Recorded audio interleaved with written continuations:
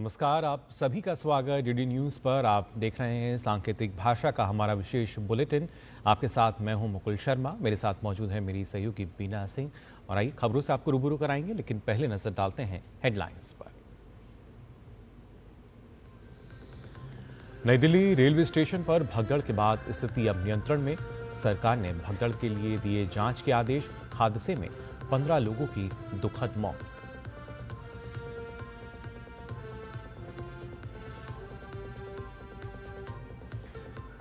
प्रधानमंत्री नरेंद्र मोदी आज नई दिल्ली के भारत मंडपम में भारत टेक्स एक्सपो में होंगे शामिल।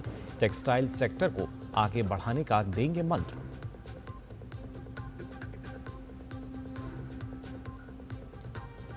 राष्ट्रपति द्रौपदी मुर्मू आज नई दिल्ली में आदि महोत्सव 2025 का करेंगी उद्घाटन।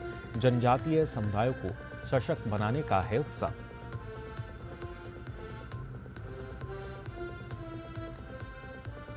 दिल्ली में नई सरकार के गठन को लेकर सरगर्मी तेज। भाजपा आज पर्यवेक्षकों के नाम की कर सकती है घोषणा।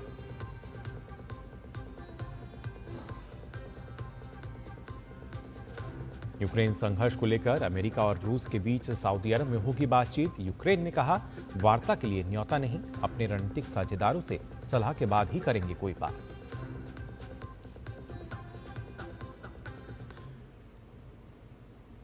और आइए खबरों पर नजर डालते हैं विस्तार से। नई दिल्ली रेलवे स्टेशन पर कल रात महाकुंभ जाने वाले यात्रियों की भीड़ अधिक होने से भगदड़ मच गई।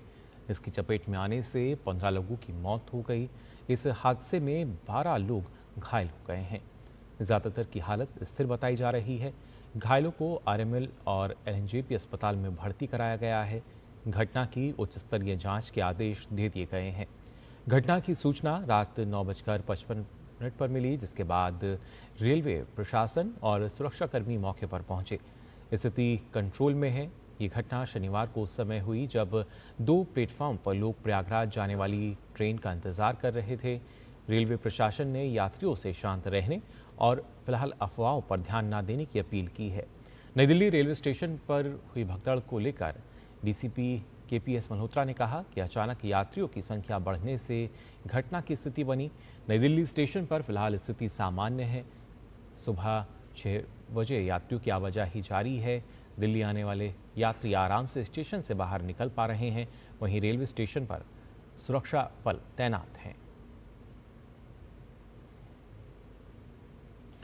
प्रधानमंत्री नरेंद्र मोदी ने नई दिल्ली रेलवे स्टेशन पर भगदड़ में मरने वालों के परिजनों के प्रति संवेदना व्यक्त की।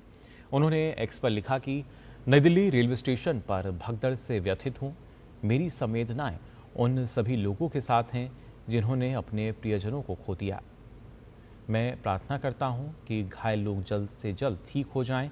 अधिकारी उन सभी लोगों की सहायता कर रहे हैं जो इस भगदड़ से प्रभावित हुए हैं।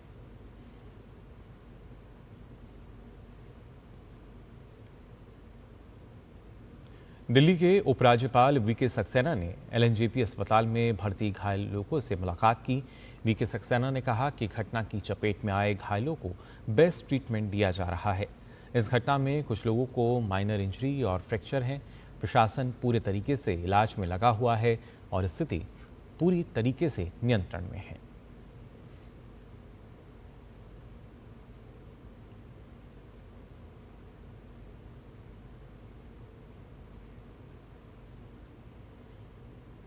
प्रधानमंत्री नरेंद्र मोदी आज नई दिल्ली के भारत मंडपम में भारत टेक्स 2025 में भाग लेंगे।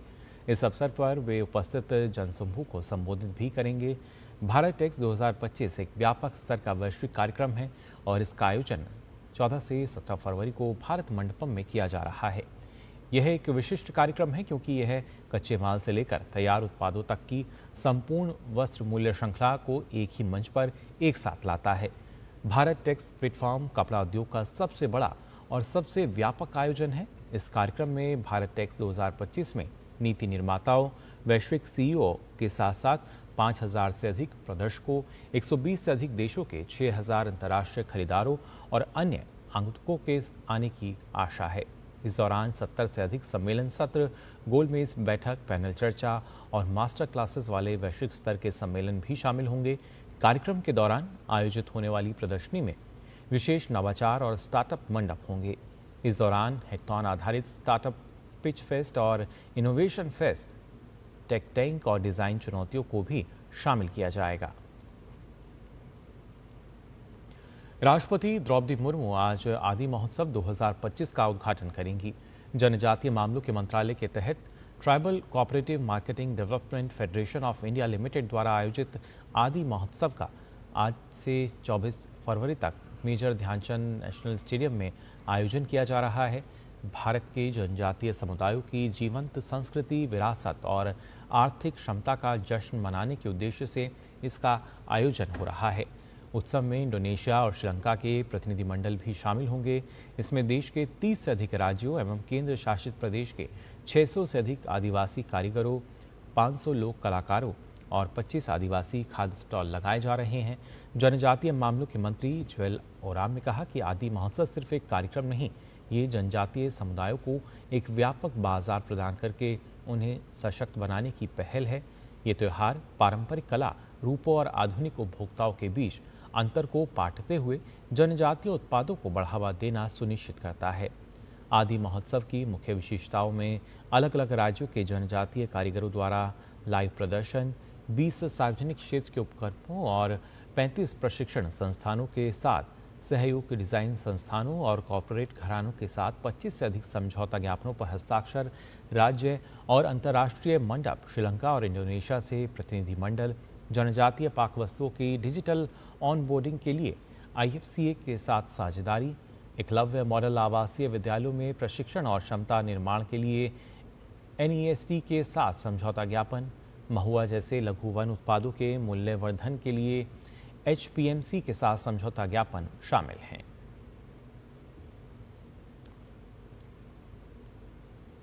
दिल्ली में सरकार गठन को लेकर भारतीय जनता पार्टी में बैठकों का दौर जारी है।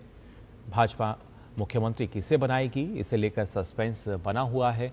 भाजपा मुख्यमंत्री के नाम को अंतिम रूप देने की प्रक्रिया के तहत नवनिर्वाचित पार्टी विधायकों से बातचीत के लिए पर्यवेक्षकों की नियुक्ति करने वाली है। पर्यवेक्षक पार्टी के केंद्रीय नेतृत्व का प्रतिनिधित्व करेंगे, साथ ही उनके और 48 विधायकों के बीच मध्यस्थता करने के लिए जिम्मेदार होंगे। दिल्ली बीजेपी अध्यक्ष वीरेंद्र सचदेवा ने कल कहा कि भाजपा में मुख्यमंत्री चयन के लिए लोकतांत्रिक प्रक्रिया है और केंद्रीय नेतृत्व द्वारा भेजे गए पर्यवेक्षक नवनिर्वाचित विधायकों से बात करेंगे और फिर वे केंद्रीय नेतृत्व को नाम भेजेंगे। इसके बाद मुख्यमंत्री कौन होगा, इस पर फैसला लिया जाएगा। 27 साल बाद सत्ता में वापसी करते हुए भाजपा ने हाल ही में संपन्न दिल्ली विधानसभा चुनाव के 70 सदस्यीय सदन में 48 सीटें जीतीं, जबकि आम आदमी पार्टी को 22 सीटें मिलीं।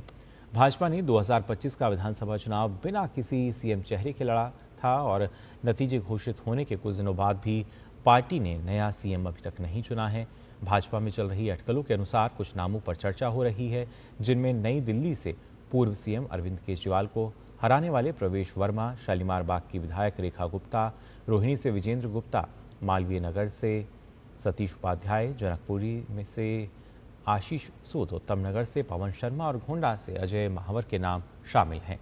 केंद्रीय पर्यवेक्षकों द्वारा नाम तय करने के बाद विधायक दल की बैठक बुलाई जाएगी, जिसमें नवनिर्वाचित विधायक अपना नेता चुनेंगे। विधायक जिस व्यक्ति को अपना नेता चुनेंगे वह दिल्ली में नई सरकार बनाने का दावा पेश करेगा। पार्टी के एक अन्य नेता ने बताया कि भाजपा जवाहरलाल नेहरू स्टेडियम या रामलीला मैदान में नए मुख्यमंत्री का शपथ ग्रहण समारोह आयोजित करने की योजना बना रही है, जिसमें भाजपा और एनडीए शासित राज्यों के मुख्यमंत्रियों को भी आमंत्रित किया जाएगा। समारोह में प्रधानमंत्री नरेंद्र मोदी भी मौजूद रहेंगे।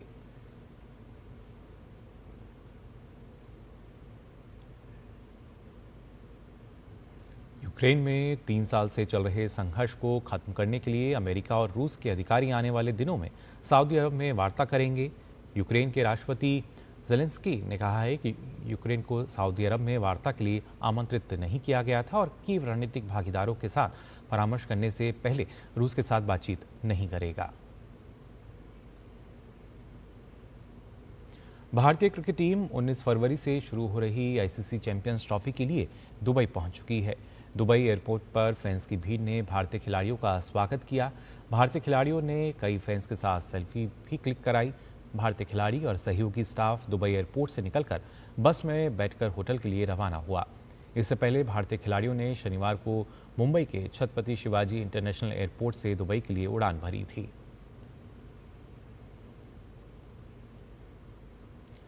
विमेंस प्रीमियर लीग 2025 के दूसरे मैच में दिल्ली कैपिटल्स ने मुंबई इंडियंस को आखिरी गेंद तक चले रोमांचक मुकाबले में 2 विकेट से हरा दिया। इस मैच में मुंबई ने पहले खेलते हुए 164 रन बनाए, जिसके जवाब में दिल्ली ने आखिरी गेंद पर 2 रन भागते हुए जीत सुनिश्चित की।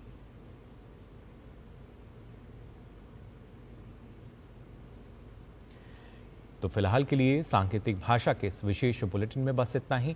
देश और दुनिया की तमाम खबरों के लिए आप देखते रहिए डीडी न्यूज़। नमस्कार।